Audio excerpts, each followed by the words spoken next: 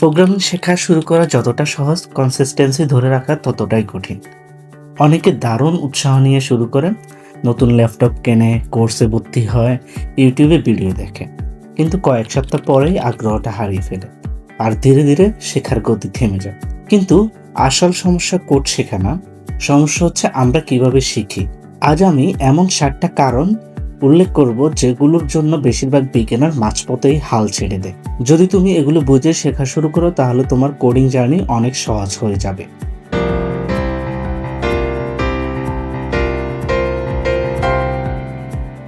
No clear goal. কেন শিখছো সেটাই ঠিক জানা নেই। অনেকে ভাবে কোডিং শিখবো, দেখি কেমন লাগে, কিন্তু প্রশ্ন হলো কেন শিখছো? ফ্রিল্যান্সিং করতে চাও, চাকরি পেতে চাও, নাকি নিজের একটা অ্যাপ বানাতে চাও? যখন তুমি নিজের হোয়াই ঠিক করবে তখন প্রতিটা কোডের লাইন তোমার কাছে অর্থবহ হয়ে উঠবে। ক্লিয়ার গোল ছাড়া শেখা মানে দিঘির নৌকা, যতই চালাও পৌঁছাবে না কোথাও। কনসিস্টেন্সি ধরে রাখা কঠিন।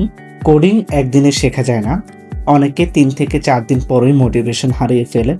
কনসিস্টেন্সি ঠিক ততটাই কঠিন যতটা দরকারি। রেগুলার প্র্যাকটিস না করলে শেখা জমবে না।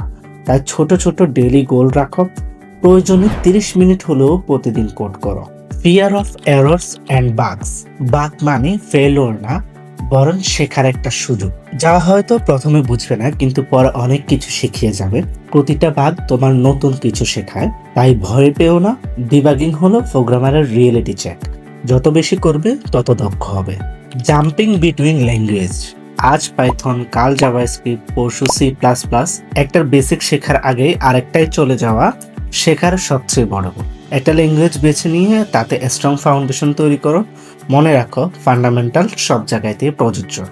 Unrealistic expectation. অনেকে ভাবে 2 মাসে ডেভেলপার হয়ে যাব, আসলে সেটা কখনো হওয়া যায় না। কোডিং শেখা হলো একটা স্কিল, সময় লাগবে। ধৈর্য ধরো, ছোট ছোট প্রজেক্ট বানাও, ধীরে ধীরে উন্নতি দেখবে। মনে রাখবে, consistency plus passions equal to success.